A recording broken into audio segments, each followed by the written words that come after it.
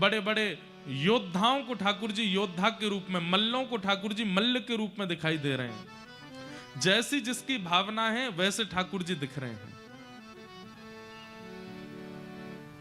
स्त्रीणाम स्मरो मूर्तिमान, अब विवाहित स्त्रियों को ठाकुर जी अपने दुल्हा के रूप में दिख रहे हैं।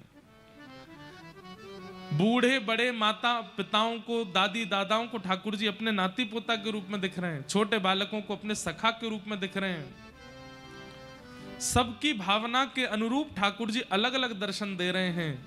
लेकिन 50 सिड्डी ऊपर स्वर्ण सिंहासन पर बैठा मथुरा का राजा कंस, उसको ठाकुर जी अत्यंत काल रूप, अत्यंत भयभीत दिखाई दे रहे हैं। मृत्यु दिखाई दे रही है। मृत्युर्भोज पतिर विराट विदुषाम तत्वम परम योगी नाम, योगियों को तत्व के रूप में, तत्व ज्ञानियों को तत्व ज्ञानी ठाकुर जी ज्ञानी लग रहे हैं। वृष्णि नाम पर देवतेत विदितो रंगम गतः साग्रज, और वृष्णि वंशियों को, यदुवंशियों को ठाकुर जी अपने पालनहार के रूप में दिखाई दे रहे हैं। ठाकुर जी ने रणभूमि में प्रवेश किया, कुबलिया पीड़ हाथी का वध किया, धनुष भंजन किया, मल्लों के साथ युद्ध किया। 50 सिड्डी ऊपर बैठे महाराज कंस के पास पहुंच करके केश पकड़ करके दोनों भुजाओं में उठा लिया। 11 वर्ष के ठाकुर जी ने विशाल कंस के रूप को उठा करके पृथ्वी पर पटक दिया। कंस की मृत्यु हो गई। बोलो कंस मर्दन भगवान की। अपने नाना यानी कि कंस के पिताजी उग्रसेन जी को मथुरा का राजा बनाया। ठाकुर जी तुरंत दौड़ करके कारागृह में गए और वहां जाकर के देवकी और वसुदेव अपने माता पिता को मुक्त किया। 11 वर्ष 56 दिन के लाला होकर के जब पधारे, देवकी मैया देख करके तो भाव विह्वल हो गई, बेहोश जैसी होने लगी। ठाकुर जी ने अंक में भर लिया। मैया को होश नहीं आया। वसुदेव जी को ठाकुर जी बोले, पिताजी मैया होश में काहे क्यों ना आ रही है? बोले लाला एक बार या के कान में यूं कह दे कि तू अब याकू छोड़ के कभी नहीं जावेगो, ये अपने आप होश में आ जाएगी। ठाकुर जी ने मैया को अंक में भर के कान में कहा, मैया अब मैं तोसों दूर कभी नहीं जाऊंगो। तुरंत देवकी को चेतना आ गई। बोले लाला अब तू कभी नहीं जाएगो ना? बोले ना मैया नहीं जाऊंगो। ठाकुर जी बड़ी पीड़ा में हैं। यशोदा मैया की याद आती है। यहाँ जन्मदात्री मैया देवकी हैं, कैसे सब संभालें? ठाकुर जी बोले अब मैं मथुरा में ज्यादा दिन रहूंगा तो बहुत विचलित हो जाऊंगा। अब मुझे विद्यालय जाना है पढ़ने के लिए। और 11 वर्ष 2-4 महीना के ठाकुर जी हुए, तब ठाकुर जी ने आज्ञा लेकर के आपके मध्य प्रदेश में विराजमान अवंतिका उज्जैन ठाकुर जी आए और वहां पर सांदीपनि उपाध्याय जी से ठाकुर जी ने विद्याध्ययन किया। भगवान का मुंडन संस्कार हुआ, चौड़ी चोटी रखी और यज्ञोपवीत संस्कार करके ठाकुर जी ने फिर वहां पर विद्या अध्ययन प्रारंभ किया। वहीं ठाकुर जी को परम सखा सुदामा जी मिले। सुदामा जी ठाकुर जी के सखा कैसे बने? ये कृष्ण सुदामा मिलन द्वारिका में बाद में हुआ है, पहले मध्य प्रदेश में हुआ है। यहाँ गुरुदेव के गुरुकुल में हुआ है। यहीं सुदामा जी प्राप्त हुए ठाकुर जी को। बंधुओं, सुदामा जी से मैत्री कैसे हुई ठाकुर जी की छोटी सी कथा जल्दी हम सुना दें। ठाकुर जी रोते रहते थे कोने में बैठे, ब्रजवासियों की याद करके, यशोदा मैया की याद में, श्री राधा रानी की याद में।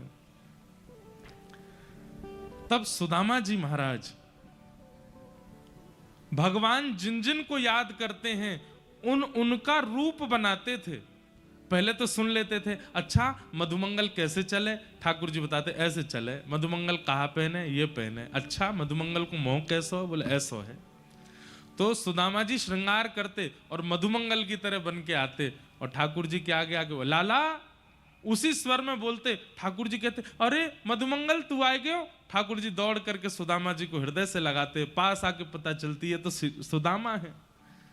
दूर जाने लगते तो सुदामा जी हाथ पकड़े थे, लाला अब देख मधुमंगल तो नहीं आवेगो पर मैं ही मधुमंगल बन जाऊंगो। स्वयं ही श्रीदामा बन जाते हैं। अरे कहां तक कहें, कभी कभी तो स्वयं यशोदा बन करके आ जाते हैं। ठाकुर जी गोद में लेट जाते हैं सुदामा जी की और अंक में भर के कहते हैं मैया मुंह को अपना दूध पिवाए दे। सुदामा जी हृदय से लगा लेते हैं। ठाकुर जी के इतने विरह काल में यदि कोई सहारा बना ठाकुर जी का, बंधुओं यहां ब्रजवासी तो झुंड में हैं, ब्रजवासी तो अनेक हैं। अरे पीड़ा के समय पर यदि बहुत लोग आ जाते हैं ना, तो पीड़ा थोड़ी कम होने लगती है, क्योंकि बांट लेते हैं सब में। पर ठाकुर जी के पास तो कोई भी नहीं है, केवल सुदामा है। इसलिए सुदामा के भाव से ठाकुर जी अपनी पीड़ा बांट लेते हैं। इसलिए ठाकुर जी ने परम सखा बना लिया श्री सुदामा जी को। कुछ वर्षों तक गुरुदेव के पास गुरुकुल में अध्ययन किया।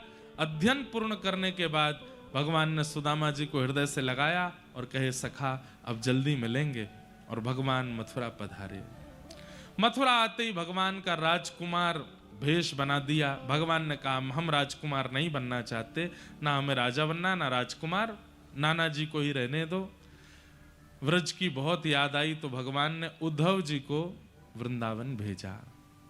उद्धव जी बोल के गए थे कि मैं शाम तक आ जाऊंगा, लेकिन 6 महीने लगे उद्धव जी को। वृंदावन गए तो 6 महीना बाद लौट करके आए। भगवान ने उद्धव जी से कहा उद्धव तुम तो कह के गए थे शाम तक आ जाऊंगा, फिर इतना लंबा समय क्यों लगा?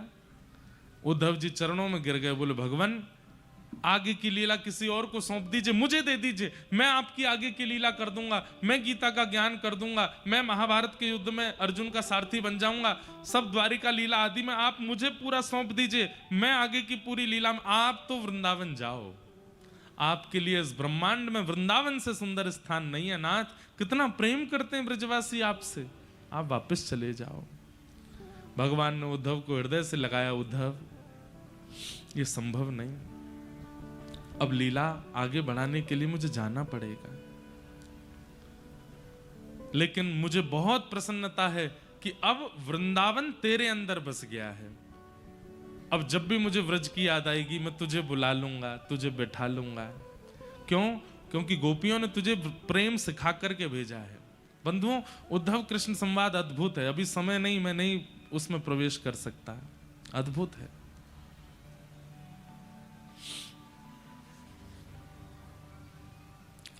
उद्धव जी महाराज वृंदावन से लौट करके आए। ठाकुर जी ने